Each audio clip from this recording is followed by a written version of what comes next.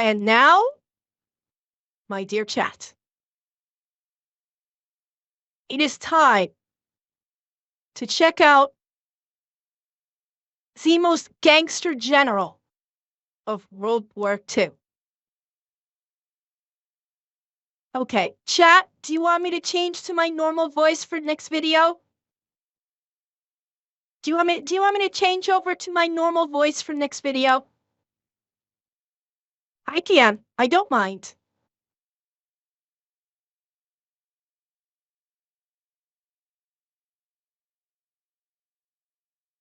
Alright, chat. I'm back. Nick is back. It is time to check out Terrible Terry Allen. Let's fucking go. This guy's probably the only dude to ever get shot in the face and benefit from it. What? Today we're talking about the most gangster general of World War II, Terry de la Mesa Allen, aka Terrible Terry. A nickname given to him not by his enemies, but by his fellow high-ranking officers for failing out of West Point, scamming his way through infantry officer school, and being a poor disciplinarian. Terry Allen did not... We start fucking hot. We've got chat. We've got another McNasty on our hands. And this one's gonna end up being a general. Oh, let's fucking go. His way through infantry officer school and being a poor disciplinarian. Terry Allen did not care about the dog and pony show side of the United States military. He didn't care if his men called him general or sir. Most of them just referred to him as Terry. He did not hound his men about uniforms and grooming standards, and he certainly did not think of himself as above his men. He considered himself one of them. He gambled with them, he drank with them, and he fought with them on the front lines. Legendary war correspondent. Okay, I'm sorry. We are 43 seconds in, and I already love this man. I already love this guy. 43 seconds in. He is one of the boys. 100%, he is one of the boys, and those kind of guys make for the best leaders. And thank you, anonymous gifter. Thank you for 5 gifted. It only gets better, Alex. I can't fucking wait. Ermi Pyle describes Terry Allen as one of his favorite people and the true soldier's general. Another war correspondent described him as the greatest leader of men and tactical general in our army, while his contemporaries described him as, and I quote, a soldier of uncertain future in peacetime army, but certainly should be entrusted with a division in a time of war. Terry Allen is a rare case of a high-ranking officer being more concerned about the opinions of the men below him instead of the men above him. And it absolutely infuriated many of his fellow generals. Despite that, he was so overwhelmingly effective on the battlefield that General Patton himself refused to go into battle without him. He was so overwhelmingly popular with the men that served beneath him and war correspondents that he actually ended up on the cover of Time magazine in World War II. Despite that, 99% of you have probably never heard a single thing about him. And today we're gonna fix that right after a word from our sponsor. This video is brought to you by Ridge Wallet. Okay, look, this is like the 10th time we've gone over the Ridge Wallet on this channel. I'm not gonna keep kicking a dead horse, okay? Pretty much all you need to know is they keep paying me to make these ads. I'm assuming because people keep buying them, and people keep buying them because it's a good product. I don't remember Nick ever doing the Ridge Wallet. 2 pieces of metal with some elastic. It holds your credit cards and your money together, and then you put that in your front pocket so you're not sitting on top of a giant Gutenberg Bible for the rest of your life, messing up your back. Okay, look, it's 2025. We all have a smartphone. There's no reason to be carrying around 100 different business cards of every person you've met over the last 25 years that you've origamied inside of a dead cow and carried in your pocket at all times, okay? Just put their phone numbers inside your phone and then carry your ID, your credit card, and some cash, and you're good to go. Not only that, but this works for women too, okay? I don't know what you're... So, Zalori, when we do reacts, I let the sponsors play through because we are utilizing their videos for content. So I will let the sponsors, the sponsor content play through, and in fairness to the content creator, because I am reacting to this content creator's entertainment, it is only fair that I allow their sponsorship to play through fully. So I do that with every video I react to. your life is with the purse situation if you're a woman. But guess what? My wife has like 5 different purses in 5 different sizes, with different size purse for every type of occasion. And I cannot tell you how many times she has forgot her credit card or her ID at home, and it's been a giant pain in the ass, okay? So take all the important shit, put it in a Ridge wallet, and then you just throw the Ridge wallet into whatever purse you're using for that day, and you're good to go. And it doesn't just stop at wallets. They make pretty much everything that you would carry in your pockets on a day-to-day basis. They've got key organizers, they've got cell phone cases, they've got pocket knives. Now that I brought it up, they're probably gonna come out with a purse. And the best part, they've been in business for 12 years now, and they're having a huge anniversary sale where you can save up to 40% off your entire order. So I'm gonna have a special link down below. You can check it out. Let's get back to the video. Okay. All right, our story begins April 1st, 1888. A young Terry De La Mesa Allen is born at Fort Douglas, Utah. Terry Allen was not only born on a military installation, he was basically bred to be in the military. His father was Colonel Samuel Allen, who served 43 years in the Army. And his grandfather on his mother's side was Colonel Carlos Alvarez De La Mesa, who fought in the Civil War at Gettysburg. Terry grew up his entire life on military installations in the West. The first thing this guy learned how to do after he learned how to walk was to ride a horse, drink, chew tobacco, gamble, and shoot the shit like an enlisted cavalry soldier. By the time he was 10 years old, he was basically in the... Notice what kind of soldier he just said. And shoot the shit like an enlisted cavalry soldier. By the 12. Fuck yeah. time he was 10 years old, he was basically in the United States Army because he went to work with his dad and followed him around every single day. So at 19 years old, Terry goes off to West Point, and he becomes pretty well known for basically 2 things. He's phenomenal at riding a horse and doing anything that actually involves like being a soldier out in the field, and he's absolutely horrible at everything else and shows no motivation to improve upon it whatsoever. He racks up more demerits than anybody else in his class at West Point. His uniform's never perfect, his fingernails are always dirty, he's always drinking in class, he's cheating on exams, the exact type of behavior that you would expect from a child that grew up his entire life with enlisted men out in the field. Because of this, he is not very popular with his classmates because, well, it's the 1900s, and at this point in time, the officer class is still very much that same aristocratic class from, you know, the higher society, and Terry Allen isn't taking their dog and pony show very seriously. And on top of that, he also has a very severe stutter when he talks, so everybody kind of like gives him shit and makes fun of him. Because of this, at the age of 21, he ends up getting kicked out of West Point. Not taking no for— Oh, hang on. What did they say at the bottom right there? Because of everything, not just the stutter. So that's what he was clarifying. Because he was saying because of this, and he was clarifying at the bottom right here, because of everything, not simply the stutter.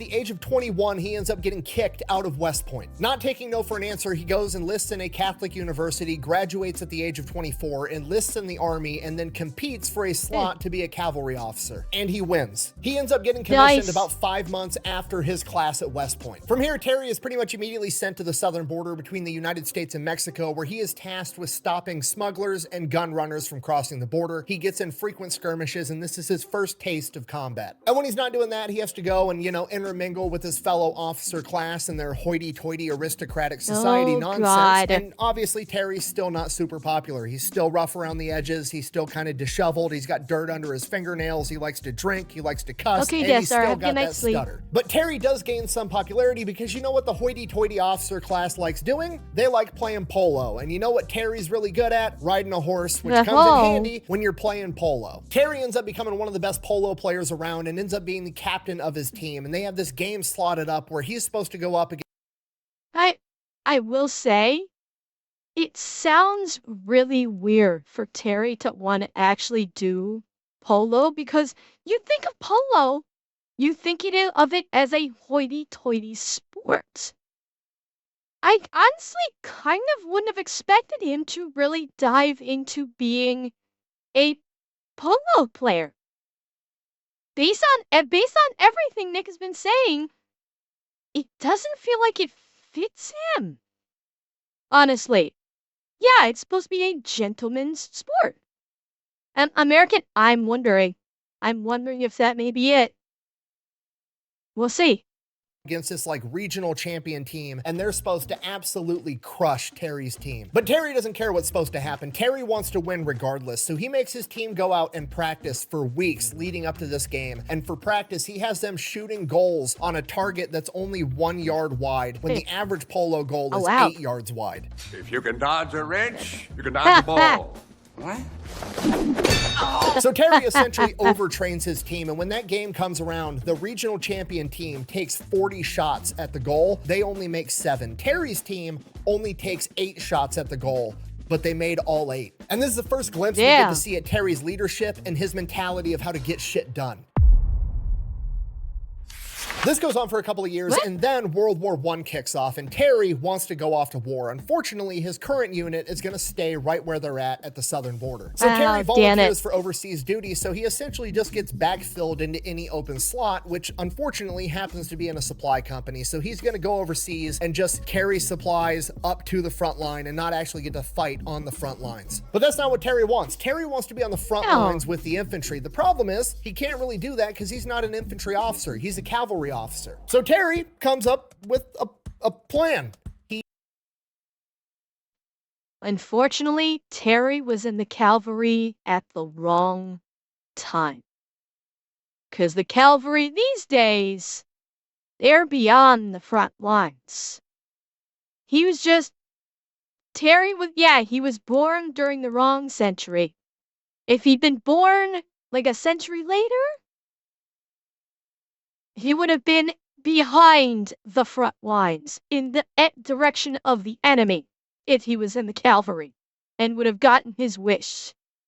He just shows up to an infantry officer graduation ceremony and hops in line, gets to the front of the line, and the commandant looks Terry up and down and is like, I don't recognize you. And Terry looks the dude dead ass in the eye and goes, I'm Alan. Why don't you? And the officer's like kind of taken aback, like, am I the dick here? Do I really not remember this guy that went through my entire course? And he's just like, doesn't know what to do. So he just hands Terry the certificate and sends him on his way. And Terry is now a temporary major and infantry officer. So Terry... Oh my God! He literally scammed himself into an infantry commission. This is like... Oh. Okay. I say this with a lot. I say this with a lot of these stories that Nick tells. Why in the fuck do we have Hollywood movies about these people? This is fucking incredible. Can you imagine seeing this in a movie? Like, it would be one of those things that's so fucking unbelievable you couldn't believe it actually happens. But Seb, Nick is telling the story and we are 100% believing it. Nowadays, I think people would. Nowadays, I think people, with the unbelievableness, I think people would believe it. Because now people realize crazy shit happens. Well, I don't even know who I'd pick nowadays. Yes, Zeb, I remember. But also, they had to tell Audie Murphy to tone down his antics when he played himself way back when they made the film. Not today. Now, Hollywood's not going to make it today because it's taking a risk. Because nobody knows, even after Nick has made this video, after hundreds of thousands of people have watched Nick's video, after we have watched this video, and people, hope, fingers crossed, thousands of people watch my video, a lot of people are still not going to have any idea who the fuck Terry Allen is. And so because he is an unknown, Hollywood won't take a chance on him. They won't take that risk. Ships off to World War I in charge of an infantry battalion. Once there, Terry partakes in the St. Mihiel offensive and the Battle of the Meuse Argonne, literally the biggest battle that America has ever fought in ever. And while he's there, Terry is God. tearing shit up, okay? He is on the front lines fighting with his men. He ends up getting wounded 4 separate times. The first time it happens, he Jesus. wakes up in the aid station, looks around like, what the fuck is going on? Sees the medical tag around him with like all of his, vitals and all of his BS and everything that's wrong with him. Rips that off and goes back to the front line. Another one of his injuries comes when Terry is shot in the face. Not only does Terry survive and go back into combat, but he actually benefits from getting shot in the face because for some reason... Oh my God, I know, I can guess what's gonna happen. Getting shot in the, hang on. I'm calling this. Getting shot in the face cured his stutter. I'm calling it right now. The shot to the face got rid of his stutter. Back into combat, but he actually benefits from getting shot in the face because for some reason, it cures his stutter. Yes! And this is really where we start to see the most gangster general start to come into play, right? Like getting wounded on the front line with your men and returning to combat before the doctor says you can. Pretty gangster. Getting shot in the face, surviving, and then returning to combat. Very gangster. But getting shot in the face and having the old adage, what doesn't kill you make you stronger, actually apply because you not only survive, you not only return to combat, but you show back up and you suddenly speak better is undeniably the most gangster shit that's ever happened ever. As World War I continues to go on, Terry gets more and more comfortable in combat. This is where he really thrives and he's starting to get a lot of ideas of his own. And one of the things he comes up with is like, why the fuck are we fighting in the daylight? You know what I mean? Like, let's fight at night where nobody can see shit. It's pure chaos and Americans thrive in chaos. So one day, Terry gets... Wait. The army wasn't fighting at night in World War I? Really? That wasn't a thing? Of fighting at night in World War I? Well, I know. But I appreciate there's no night vision. I do appreciate that. But this is the United States Army. They can figure out how to effectively fight at night even without nods. Which apparently cannot be said on YouTube and be monetized. Bet you didn't know that. I can't use that. If my channel was monetized, I couldn't use that word or I'd get demonetized. But I would think that they would figure it out. Yes, Zeb, apparently, according to the unsub guys on the latest podcast, saying night vision and nods is grounds for demonetization by YouTube. Thankfully, my YouTube channel's not monetized. Gets ordered to take a position, and the estimated casualties of taking this objective are gonna be like 200 to 300 men. So Terry is like, fuck that. You know what we're gonna do? Instead of attacking tomorrow when we're supposed to attack, we're gonna attack tonight when it's dark. Okay, now at this point, that's not how you conduct warfare, okay? Not a lot of people are launching night attacks in trench warfare, but you know what? Terry just showed back up after getting shot in the face, and now he speaks better. Fucking, I'll follow that guy into any amount of combat anywhere, and that's... Oh, yeah, baby! Okay. Pretty much how all of his men felt, except for one J10. company commander. This company commander is like, no, we can't do that. We need to follow orders. We need to do exactly what we're told. We can't attack at night. You're going to get us all killed, yada, yada, yada. Finally, Terry just gets fed up of hearing this dude, pulls out his pistol, and shoots him through the ass cheek. Terry then looks at this company...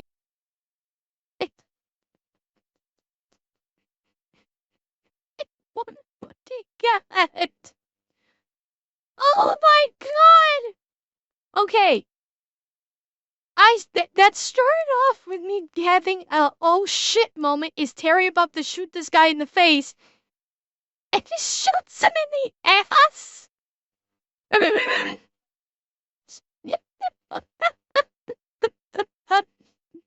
Well, the company commander will live, but his dick ain't gonna get hard for a while. Just ask Marcus Burnett. Commander and says, and I quote, "There, you're out. You're wounded." Thank you. You're welcome. Company commander goes to the aid station. His XO takes over. They launch this night attack. They take the objective, and they only lose 20 men. So night combat was outrageously effective for Terry and his men, but shortly after that first night... No, Nick. I'm sorry, Nick, this was a missed opportunity to say, so Terry used night combat. It was super effective. Come on, Nick, I'm serving these up to you on the platter here, my guy.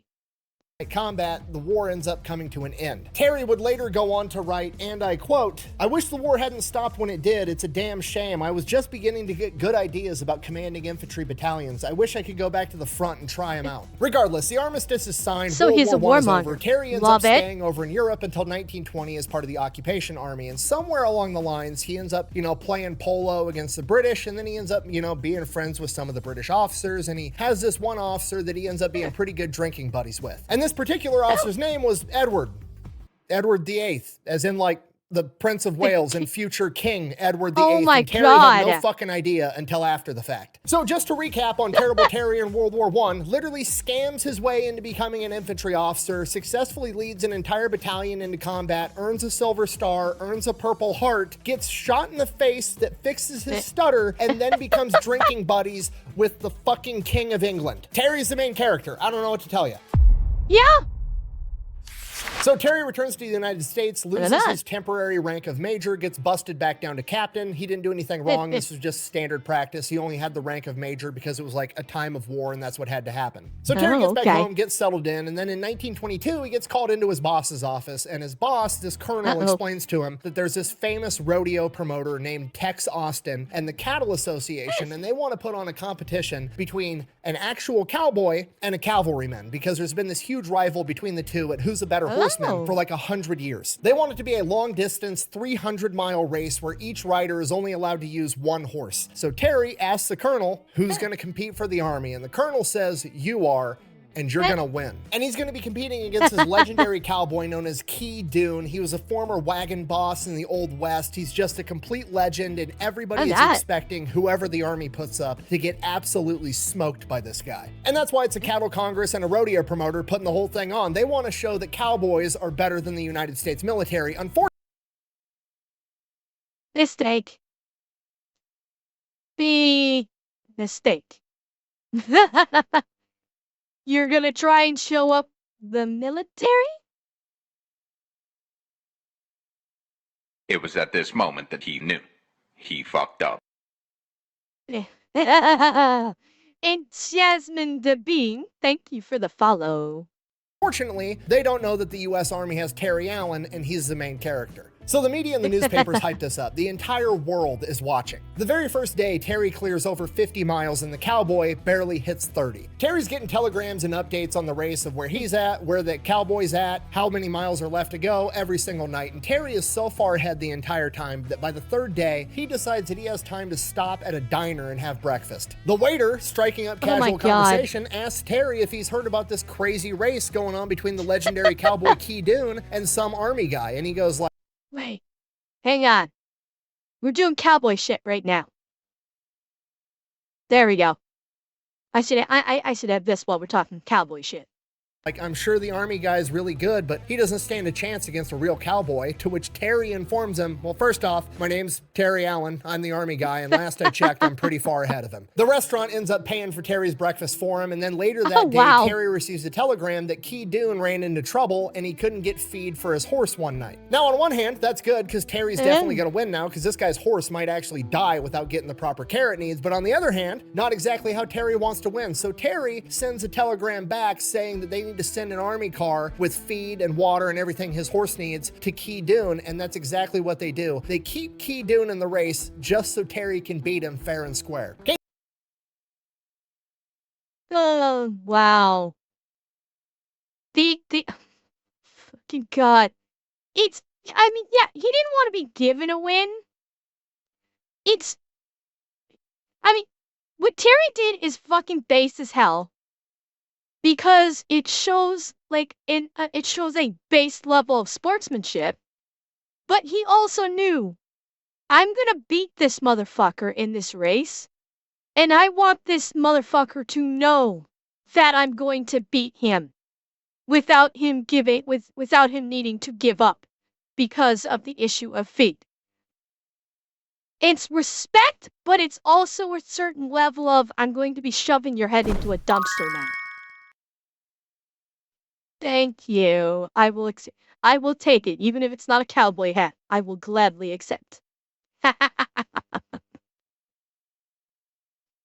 Hey, this is a double win. It's actually genius on Terry's part because on one side, he gets to look like a class act. On the other side, he's preemptively shutting up all the typewriter warriors that are going to be like, "Buh! He actually only won because that guy couldn't get feed for his horse. It was a fluke. A real cowboy's still better than army cavalry. Buh!" No, Terry's shutting all that shit out of the gate, and he's gonna beat this guy fair and square. And that's exactly what he does because he ends up beating Keydune by over 7 hours. For the rest of the interwar years between World War I and World War II, Terry is pretty much just training and really defining the doctrine for what a cavalry soldier is supposed to be doing on the battlefield. You have to realize at this point in time, warfare on horseback is outdated, but nobody really knows that yet, right? Like, they're gonna get replaced by tanks and trucks, but World War I, tanks were just introduced. They were very simple things. It was just a big metal box with guns on it where you could pretty much just drive straight. They didn't have radios inside of them. They couldn't coordinate attacks. So a lot of people didn't understand the real potential with mechanized warfare. So a lot of people... Wait. Are we about to get a cameo from, oh fuck, what's his name? The other Nick video we watched about yes, Percy Hobart. Yes, thank you. I'm wondering if we're about to get a cameo by Percy. And it's not a toothpick. It's actually a sucker. That's all I've got. I wanted it to look like it looks like a toothpick. It's actually a sucker, but it works.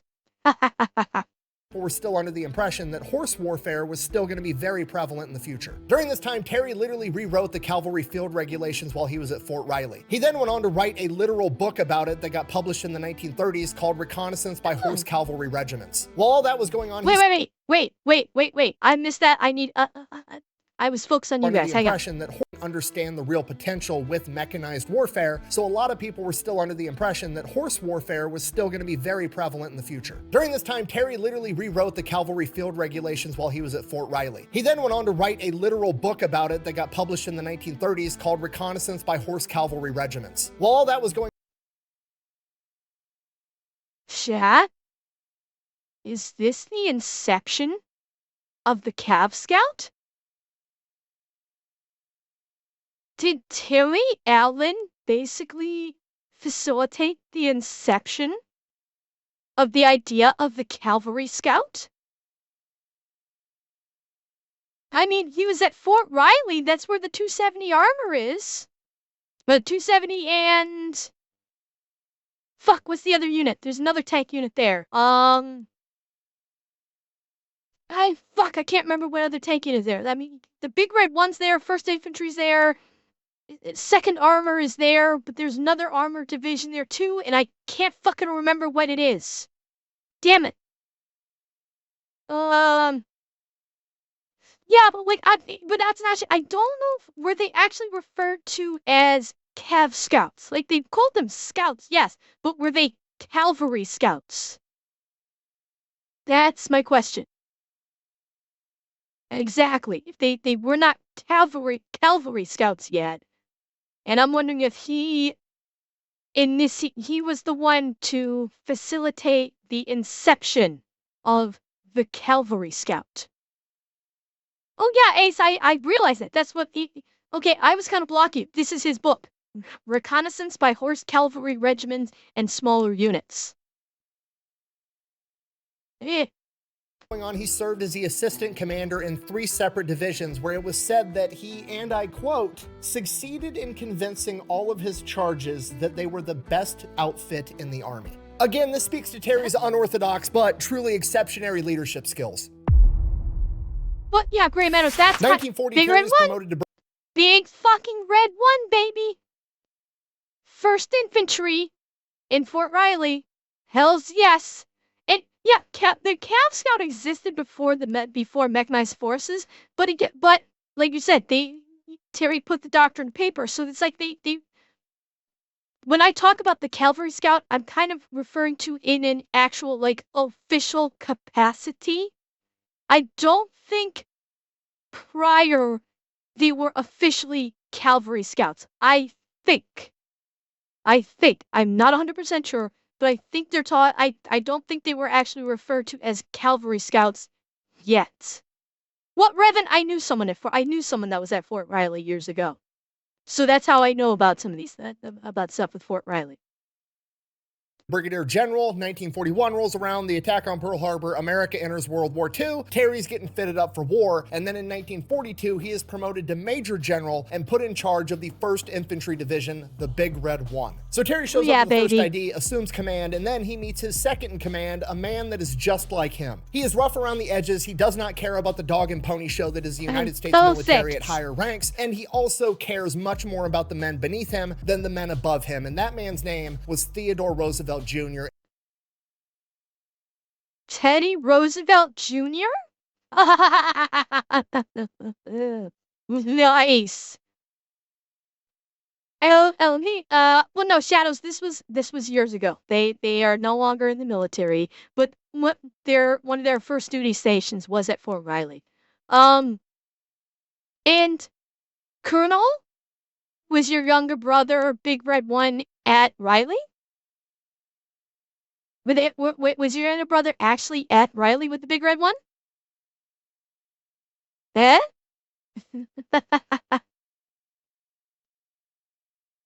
Oh, okay. Yeah, well, I mean, Revan, he's the main character. Of course he's meeting all the historical figures. More about the men beneath him than the men above him, and that man's name was Theodore Roosevelt Jr., aka Teddy Roosevelt's son. So Terry and Teddy get to work getting the first ID ready for battle. The first thing they do is flip the entire script on its head. Terry actually becomes friends with all of the men beneath him. They don't even call him General or Sir. They literally just end up calling him Terry. Terry doesn't hound him about having a prim and proper uniform all the time. The only thing Terry hounds him on is that their weapon is absolutely spotless and that they're good at their job. Unlike a lot of other high-ranking officers, Terry doesn't micromanage all of the officers and NCOs beneath him. Terry realizes that he has a very zoomed out bird's eye view of everything that's going on, and the men on the ground that are actually seeing individual problems up close have a much better idea of what's going on and how that problem needs to be solved. Terry focuses on actually picking the right men for the job, telling them what he wants done, and then letting them figure out how to do it. By November, I mean, we hear so many of these with Nick's stories.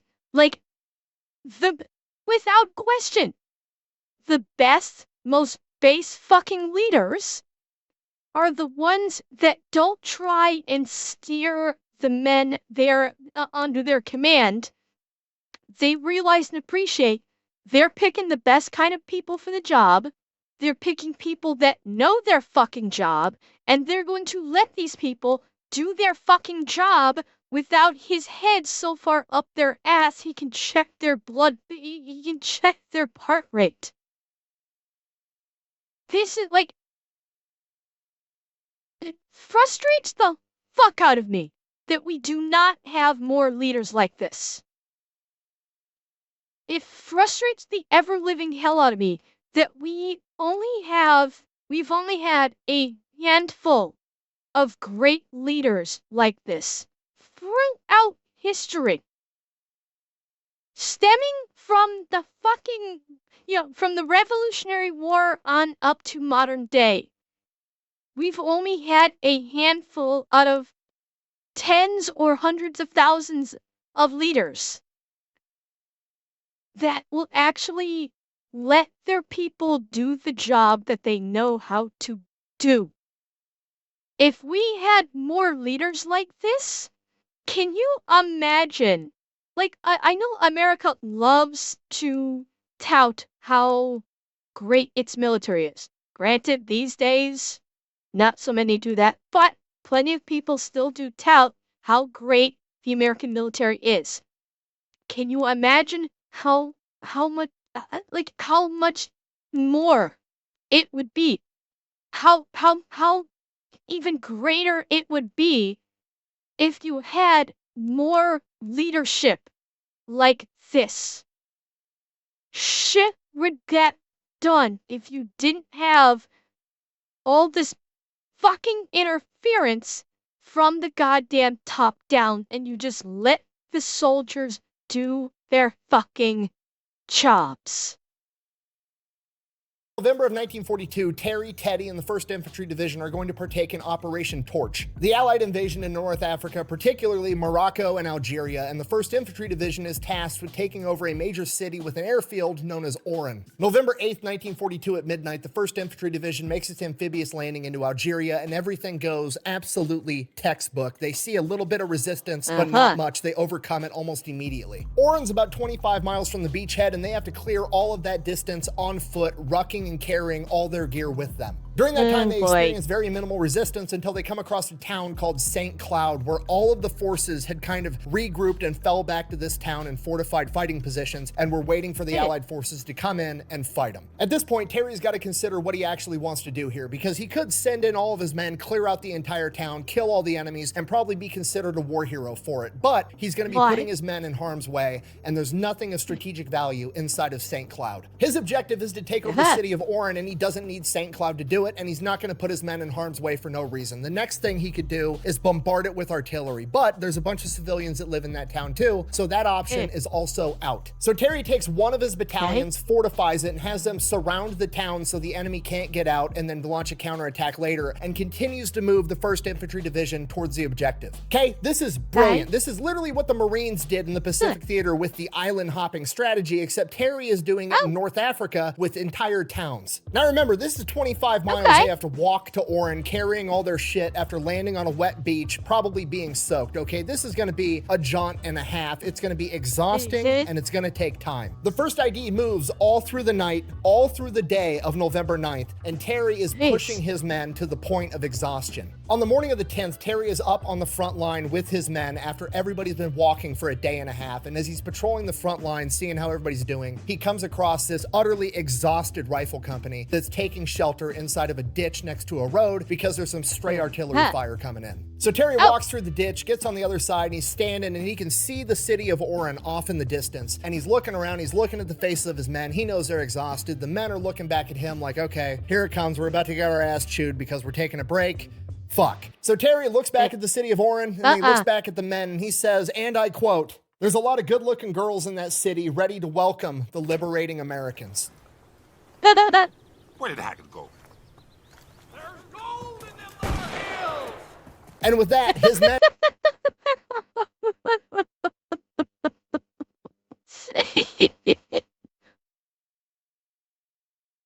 I mean, give the man his props. He knows how to inspire his men. Exactly, Xanax. When they're tired, get them to think with their dick. It works. Yeah, they're gonna do some postgraduate work, Kaibo. And got up, reinvigorated, and continued towards the objective. Again, Terry showing his expert leadership, being able to get the absolute most out of his men when shit sucks. One of the men that served under Terry later described his leadership style as something along the lines of, he always wanted to achieve the objective, not because he was worried that he would get in trouble or get chewed out by Terry, but because he genuinely did not want to let Terry down, because he respected him that much. And that, again, I'm repeating, the sign of a great leader. When the men under your command will follow you into hell and walk right up to the devil himself and punch him in the face simply because you do not want to let your commanding officer down. There is no level of training. There's no level of speeches that you can that someone can make to inspire this. This is literally just something you have to be born with. This is like an aura that you have to be born with, where people will follow you, not because they have to, not because they're ordered to, but simply because the level of respect of these guys is the level of respect they have for these people, because they have earned this respect, is so high they will literally do fucking anything for you. That, more than anything, is the sign of a fantastic fucking leader. Atanashi. Stop. Okay, Gearbox, have a great night.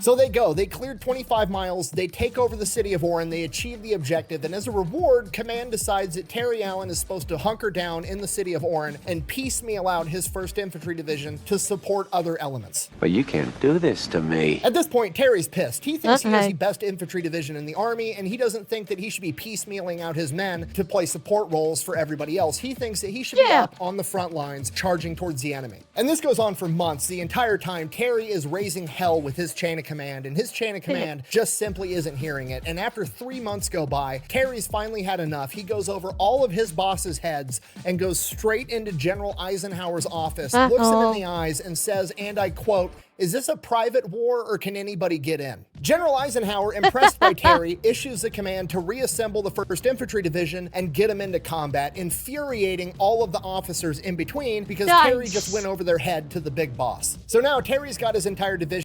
No. He didn't simply go over their head and go to the big boss.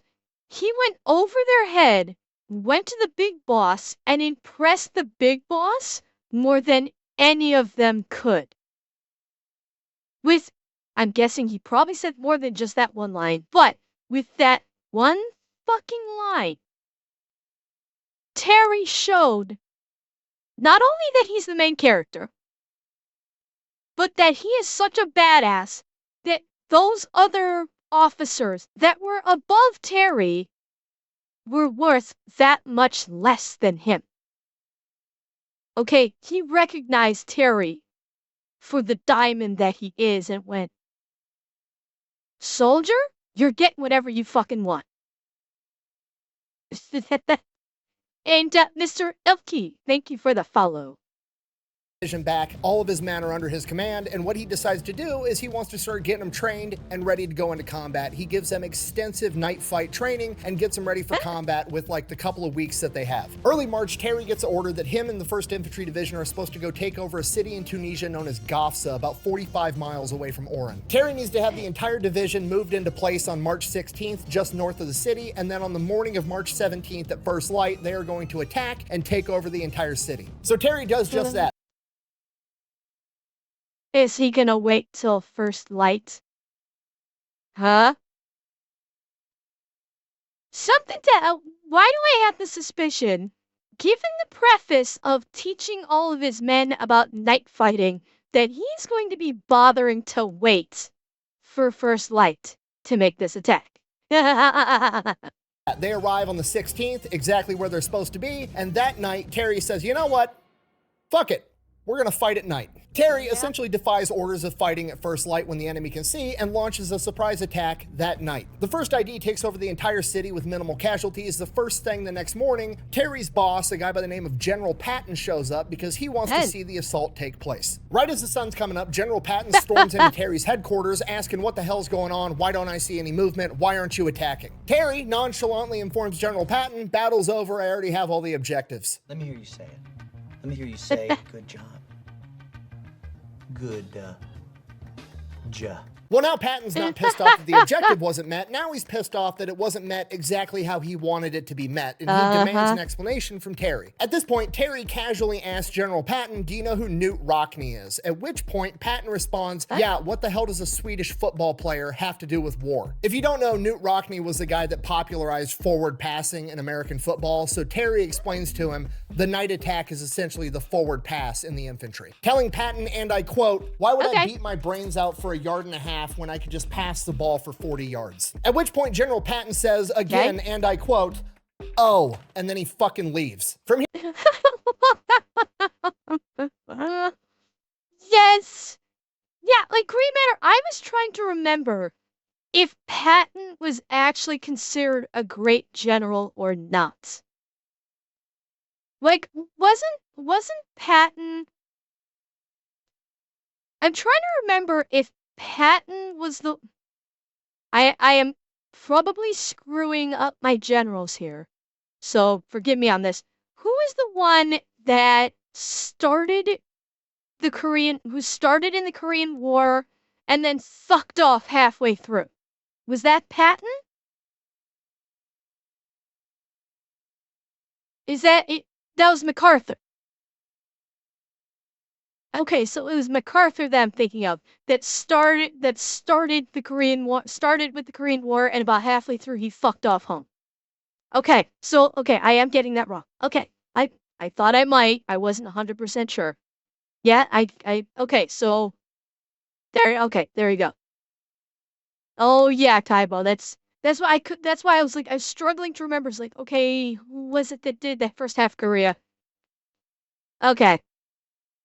Here, Terry and the 1st ID are ordered to help the Allied forces take over the next city, El Gater. Again, they launch a surprise attack, taking over all the preliminary objectives, and from here, they experience heavy German resistance, a ton of counterattacks. They're getting strafed by the Luftwaffe, they're getting hit by artillery. It is an absolute shit show. After a couple of days of fighting, Erwin Rommel sends in a bunch of heavy tanks to punch through the American 1st Infantry Division's lines, and they are making a beeline straight towards Terry's headquarters, at which point Terry is ordered to fall back, to which he responds to his chain of command, I will like hell fall back and I will shoot the first bastard that does. And the 1st Infantry goes on to repel the attack. That very same day, Allied intelligence cracks the German battle code and they intercept a radio transmission saying that the attack is going to resume at 1600. A little bit later, they intercept another transmission that says the attack has been postponed until 1645. Now, to most people, this just seems like good information to have. Right now, we can, be ready and defend ourselves when this attack comes. But to good old terrible Terry, he sees a unique opportunity to fuck with the enemy, and that's exactly what he's gonna do. So Terry waits until 1615, 15 minutes after the initial attack was supposed to take place, and then he orders his communications unit to send a transmission on the German radio frequency that says, and I quote, "What the hell are you guys waiting for? We've been ready since 4 p.m. Signed, the 1st Infantry Division." Have a nice day, and thank you. Shoot. Okay, I don't think you guys understand how beautiful this really was, okay? It was like an onion of go fuck yourself. There's so many different layers to it. I mean, for one, it's just funny. 2, it demoralizes the enemy because now the enemy knows that we've intercepted their communications, we've broken their battle code, we know they're coming, and we're not scared. And 3, the story of this happening spreads through the front lines like absolute wildfire and increases morale like crazy. I mean, could you imagine being a frontline soldier? You've just fended off the infamous German blitzkrieg by Erwin Rommel, and then your good old buddy, your boss, Terry, essentially pulls his junk out, lays it on the table, and asks Erwin Rommel if he wants seconds because he knows that his boys are gonna fuck him up if he does. You'd be absolutely pumped going into that battle, and that's exactly what happened because they stuffed him in the pocket again. At which point, none other... Yeah, this is like a preemptive fuck you in the tank you rode in on. And then it is a very sarcastic, please, sir, can I have another one? Oh, like, yes, this man is the base of this. Other than General Patton comes strutting into Terry's headquarters again with a smile on his face and says, and I quote, Terry, when are you going to learn to take this damn war seriously? The battle continues until April 6th, until they've achieved all of their objectives. After this, the 1st ID is tasked with basically going around Tunisia and cleaning up all the remnants. No, Dragon. I said the base of base. After this, the 1st ID is tasked with basically going around Tunisia and cleaning up all the remnants. They're going around following Terry's command. Terry's launching night attack, day attack, night attack, staggering back and forth, keeping the enemy guessing. It's absolute chaos, and the 1st ID just mops the floor with the enemy. The entire time, Terry and Teddy Roosevelt Jr. are on the front lines telling their men, like, okay, once we clean up Tunisia, we're gonna go back to Oran for some R&R. We're gonna have a bunch of fun. We're gonna beat up every MP in town while we do it. Now, while all this is going on, General Terry's starting to get a lot of publicity in Time magazine and the newspapers back home, and Patton is all over PR, right? That dude thrives on PR, and he's starting to kind of like get a little bit jealous that Terry's starting to attract some of the spotlight. Time magazine actually called Terry the best commander of an infantry division in the United States Army, and the next version of Time that comes out, General Patton gives an interview where he describes the combatants of El Guitar, aka the 1st Infantry Division, as a bunch of freshmen. Terry, noticeably fucking furious. It was at this moment that he knew. He fucked up. Because he's insulting his precious 1st Infantry Division, calls him out on it. Him and Patton get into a back and forth. Patton calls him tired, and they get in this big pissing match. At one point, Patton actually ends up showing up to Terry's headquarters in person while Terry and the 1st ID are clearing out the rest of Tunisia, and walks in, they're talking, and Terry kind of asks, looking around the HQ, there's, you know, some foxholes dug, and he asks Terry, which one's yours? And Terry points to his foxhole, and Patton walks over and takes a piss in it. At which point, Terry's bodyguards click the safeties off their Tommy guns, and Patton realizes, oh fuck, I might have took this too far. And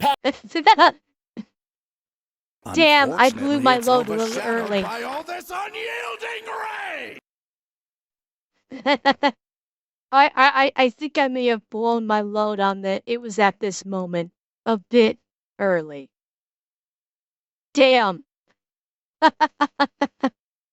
Patton quickly scurries out of Terry's HQ and fucks off. So Terry is absolutely not getting along with his contemporaries and the men above him in the chain of command, but at the end of the day, he really doesn't care what the people above him think about him. He wants to get the job done and take care of the men below him, and that's exactly what he's doing. He's not going to let some big name talk down to his men just so they can get more press. But it's not just Patton. Yeah. Omar Bradley also does not really like Terry Allen, because Omar Bradley shows up to see how the 1st ID's doing, and what he notices is, unlike all the other infantry divisions that are, you know, eating cold food out of a can, every time he shows up to the 1st ID front lines, their chow halls are full of fresh beef because apparently they fucking found some on the battlefield. And this was apparently a big deal because they were all ordered to not eat the local livestock for fear of getting people sick, but also, like, just fucking cook the meat. People have been doing this for tens of thousands of years. It's worked fine the entire time. General Terry's gonna bend the rules to get his guys some warm food and take care of them because that's just the type of guy he is, but Omar Bradley interprets this as him being a poor disciplinarian and being lax on all the policies, so Omar Bradley doesn't really like him either. Regardless, the 1st ID finishes clearing out the rest of Tunisia, and then they go back to Oran for some much needed R&R. So the 1st ID shows up in Oran, and this is where shit kind of hits the fan, because the 1st ID took this place over a couple of months ago, and since then the 2nd wave of American forces has kind of went in, taken it over, and essentially turned it into a major military installation, right? You've got all your administrative people, you've got your supply people, they're all running around in their Class Bs. These guys have never seen combat, they've never seen the front line, and when the 1st ID shows up, they're informed that combat soldiers are not allowed to go into the bars and officer clubs inside of the cities. Well, pardon me, young man, and excuse the shit out of my goddamn French. This, right?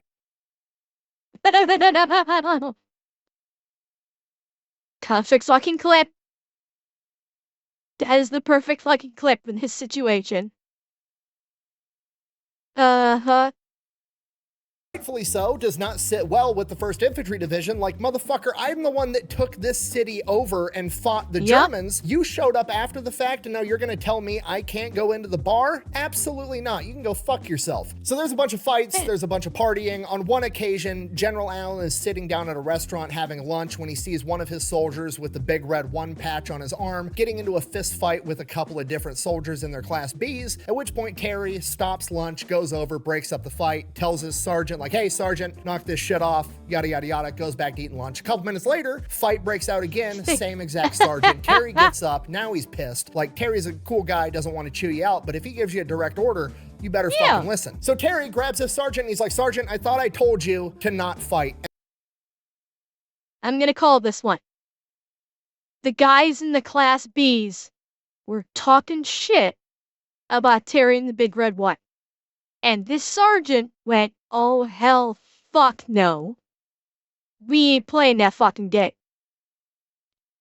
And he's gonna tell Terry about this. And then Terry is gonna look right at these motherfuckers in the Class Bs and go, who wants some? Or something to the effect of, Okay, next time you get to fight me or something like that. And thank you, Leo. Someone tell Fishy to refresh. Close? Okay. I know it's not exact, but I think it's something. Terry's basically stepping in on this shit and going, motherfucker, you don't screw a big red one.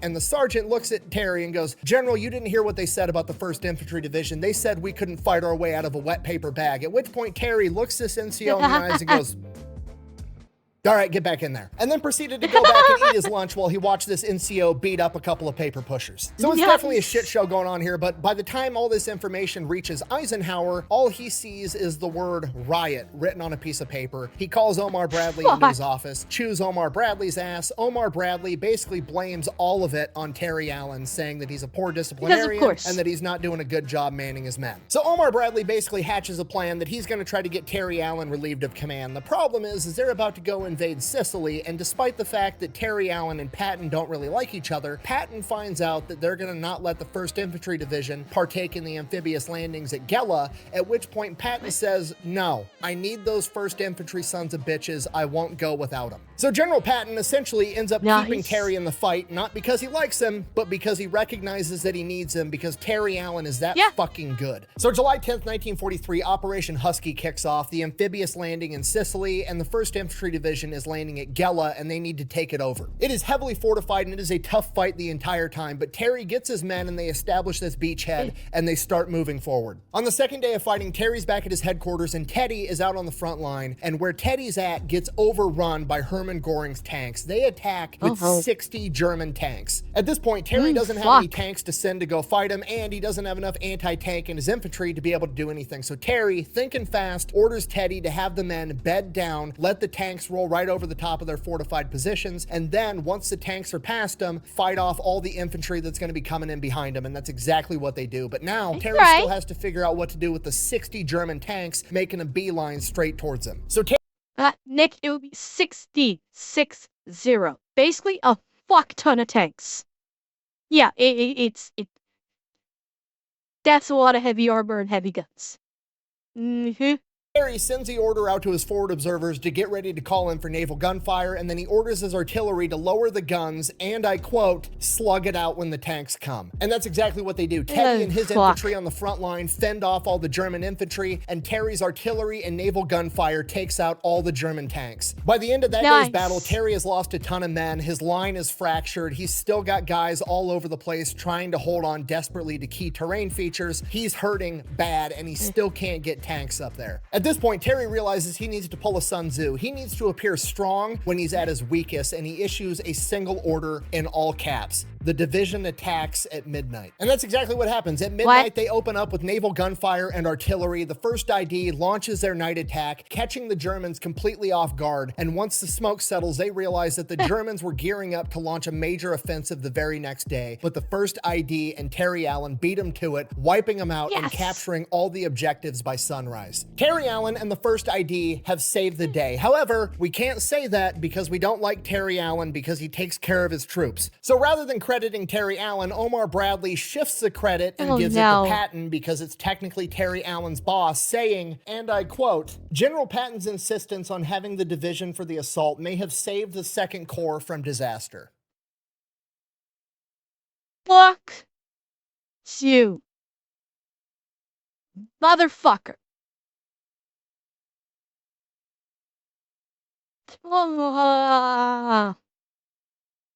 Yeah. This is basically, Nick, you look how I feel right now.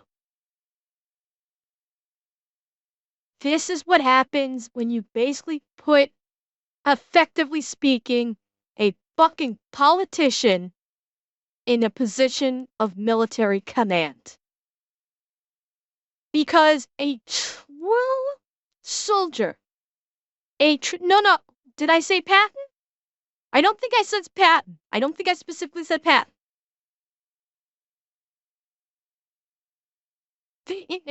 Warren Bradley is someone who is not a leader. Warren Bradley is someone that just wants fucking credit for shit that he doesn't even do. Oh, someone in chat said it. Okay. Yeah, like, this man was not a leader. He was not a leader. Why? Because he was scared of the true leaders like Terry. He recognized that Terry was an actual leader. He recognized that Terry was someone that men would follow to the ends of time. Specifically just to fuck up Father Time so they could turn the clock back and start all over again. He recognized that he would never be Terry Allen.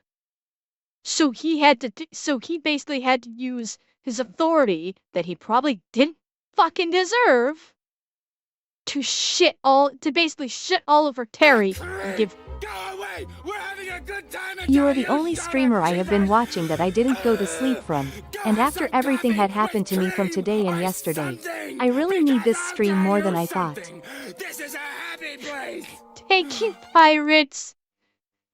I'm glad it's making you feel better, even though I'm fucking raging at fucking Bradley right now. Even though I'm raging at him. Anyway, fuck Warren Bradley. Oh, Jose? I think the people under Terry Allen's command would have something else. Would have a different opinion about that.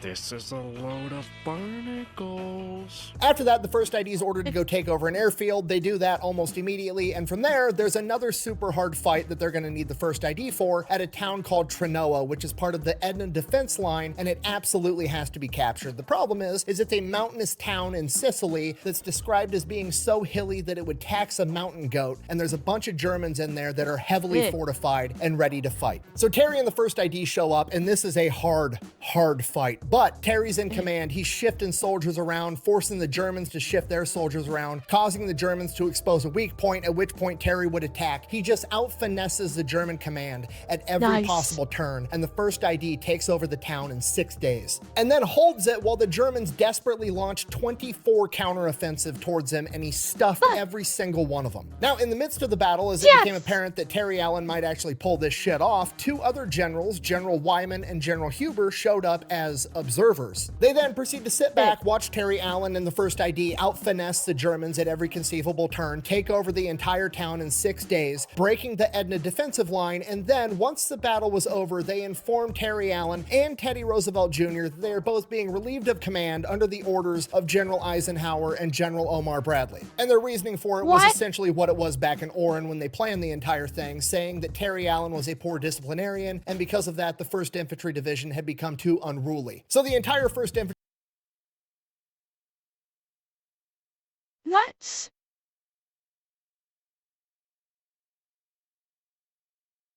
Fucking what?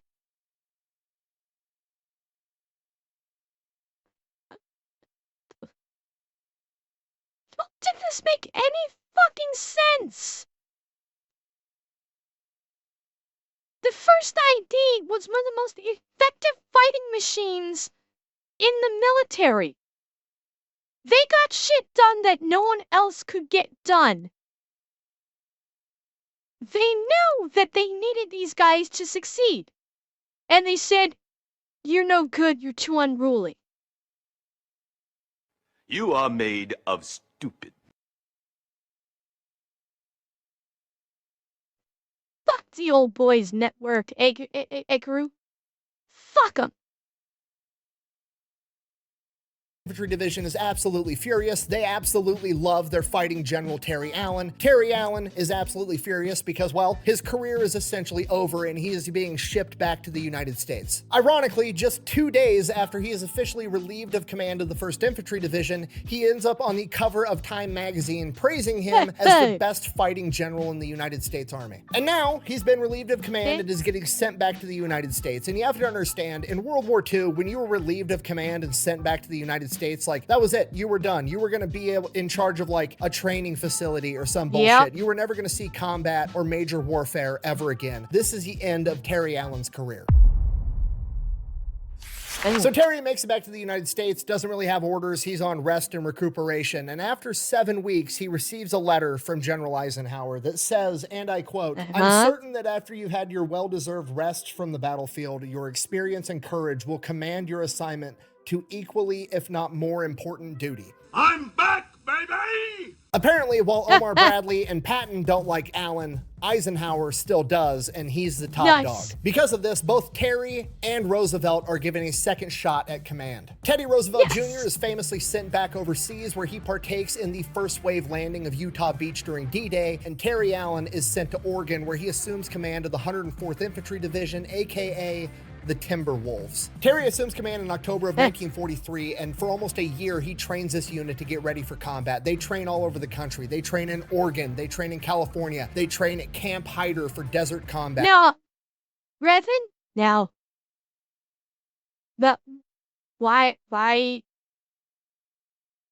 would he tell Eisenhower off when Eisenhower said, "You're getting back into that fight"? Eisenhower was like, "Okay, they relieved you of command and sent you back. I want you back in where you belong." Hell yes. Eisenhower is the good guy. They are ready for absolutely anything, and the entire time, Terry Allen dedicates 35 hours a week to night combat. And the Timberwolves become the first ever U.S. Army unit to specialize in nighttime operations. September 1944, Terry Allen and the Timberwolves make their way into northern France, fighting alongside British and Canadian units, most likely an effort to keep Terry Allen away from all the other United States generals. Once Terry gets in France, his first order of business is to go to the graveside of one of his best friends, Teddy Roosevelt Jr., the only general to land in the first wave of D-Day, who would pass away just 6 days later from a heart attack and be posthumously awarded the Medal of Honor. And after that, Terry Allen is pissed and goes on an absolute tear through the enemy. Shortly after the British and the Canadians witness the Timberwolves in combat operations, Canadian General G.G. Simmons says, and I quote, "Once the Timberwolves got their teeth into the Germans, they showed great dash. The British and Canadian troops on their flanks expressed great admiration for their courage and enthusiasm. When they again meet the Germans, all hell cannot stop the Timberwolves." And this is coming from a Canadian. Okay? She impressed a Canadian general. I can think of no greater accolade during World War II than to have a Canadian general look at you and go, "Based." And he was absolutely correct, because Terry Allen and the Timberwolves fight through northern France. They fight through the Netherlands. They push the Germans back past the Meuse River. They help capture Antwerp. They capture the major industrial city of Stolberg. They run down the German army, liberating towns left and right. During the Battle of the Bulge, the last-ditch German Hail Mary of an offensive, they not only hold their positions, but they contain the Germans on the northern flank. Due to their ability to operate at night, the British and the Canadians simply start calling the Timberwolves the Night Fighters. They are so impressed by Terry Allen and the Timberwolves that Sir Alexander Harold of the British Army calls Terry Allen the best division commander he's seen in 2 world wars. Bear in mind, this is at a time where British and American officers had a rivalry and didn't think very highly of each other at all. From there, the Timberwolves come up on the historic German city of Halle. It's this beautiful town that's been there forever, and it is being occupied by German soldiers under the command of Felix von Luckner, the famed Sea Raider from World War I. Terry Allen personally brokers their surrender by basically coming to the negotiating table and telling Luckner, "Hey, look, this is a really pretty historic city. If you don't surrender now, I'm gonna level the whole fucking thing." So he reluctantly agrees to surrender to Terry Allen. The Timberwolves then continue to push further inland until they actually run into the Soviet Red Army, at which point Terry Allen takes the patch off of his arm and declares the Soviet commander an honorary Timberwolf, and the Soviet officer does the same to Terry Allen. And according to legend, they spent that night having a drinking competition, and Terry Allen won. From there, the Timberwolves moved to help seal the Ruhr pocket, cutting off 300,000 German soldiers and ultimately forcing them to surrender before they moved on to liberate a concentration camp. Shortly after that, the Germans would surrender, the Timberwolves was deactivated in July of 1945, and Terry Allen Allen would finally retire in 1946 after achieving his redemption of not only getting fired from his initial job, but taking a year to train another unit, fighting all the way across the European theater, and he still beat Patton into Germany by 4 months. After a lifetime of military service, Terry retired, moved to his wife's hometown in El Paso, Texas, where he became an insurance salesman and was very active in the veterans community, helping out any and every way that he possibly could. Unfortunately, at the age of 79, Terry would make one final sacrifice for his country. His 38-year-old son, Terry Allen Jr., was killed in combat in Vietnam, and Terry would pass away 2 years later at the age of 81. He is currently buried at Fort Bliss National Cemetery with his wife and his son. And that is the story of Terry de la Mesa Allen, aka Terrible Terry, the general that cared more about his subordinates than the opinions of his contemporaries. The man who legendary war correspondent Ermi Pyle described as the greatest leader of men and the greatest tactical general in the United States Army. And in my opinion, the most gangster general of World War II. Thank you for watching. Best way to support the channel is go buy some merch over at thefatelectrician.com. Quack bang, out. Shit pisses me off. Literally one of the greatest generals in American history, and nobody even knows his name. Hopefully this video helps with that at least. See you later. It will. It will next.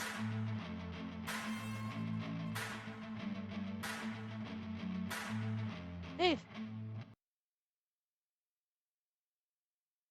Oh my God, that was amazing. That was amazing. I fucking love stories like this from Nick. I absolutely, yeah. This video has 1.4 million views. And I hope that I can get, even if I get a fraction of his views. Hopefully, between him, me, and any other VTuber that might be reacting to it, or any other reactor, the world will know about Terry Allen.